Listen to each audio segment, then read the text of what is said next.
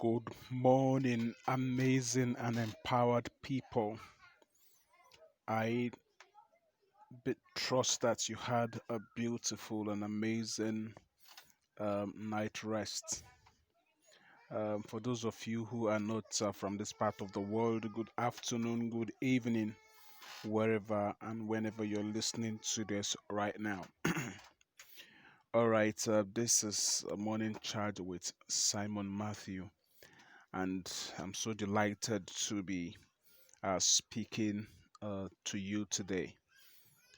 I trust that we've been following the series, and I trust that it's been life transforming. I trust that it's been worth your while.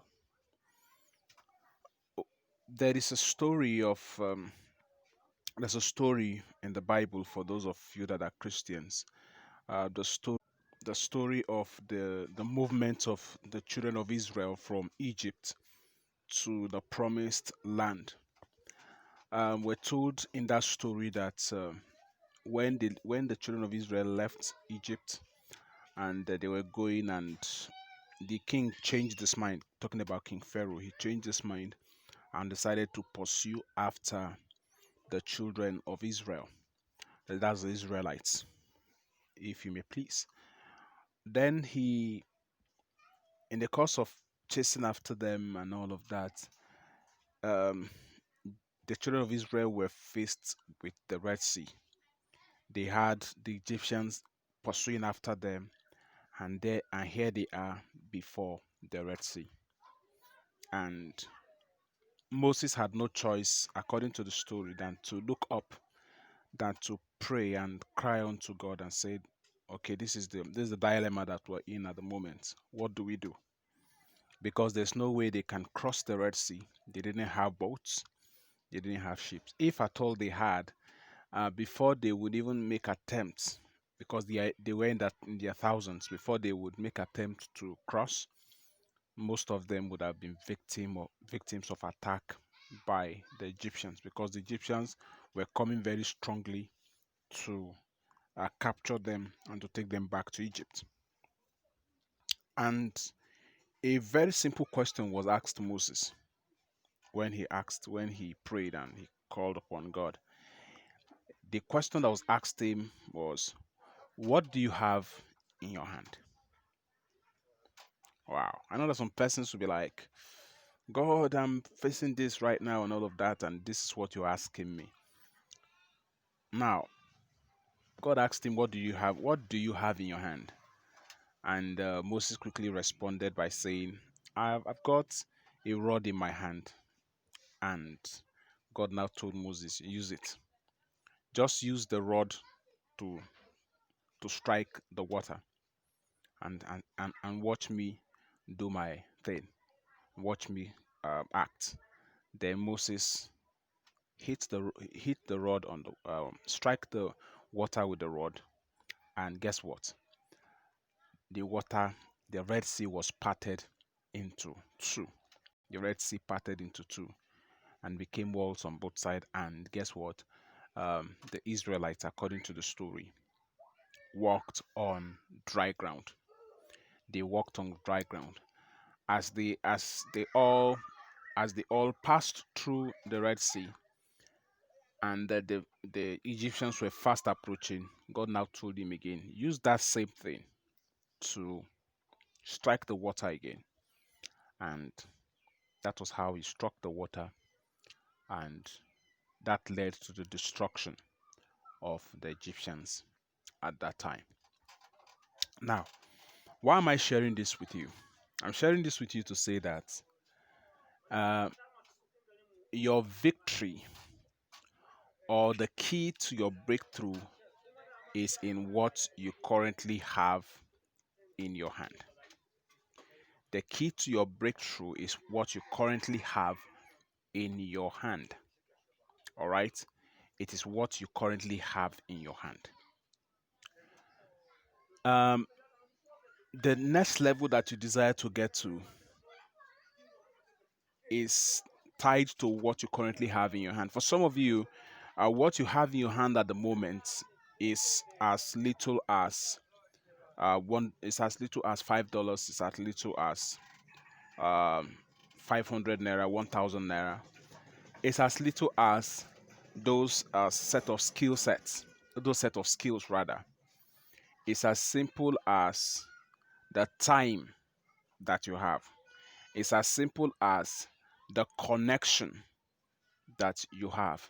It's as simple as the pen that you have. It's as simple as the voice that you have to sing, that you have to teach, that you've got to speak. That's what some of you have. And the truth of the matter is that if you've gotten to a level in your life where you know that your life does not consist of what you have, but your life consists of the increase that God would bring, it would make you go to work with what you have.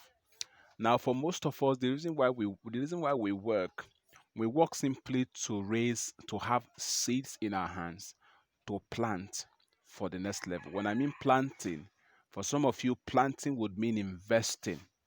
Planting would mean investing part of what you're making as income, or part of what you're making as salaries or wages. You plant it, you put it into investments. It could be financial investments, it could be intellectual investments, and the rest of that. For some of you, what you have in your hand right now could be time.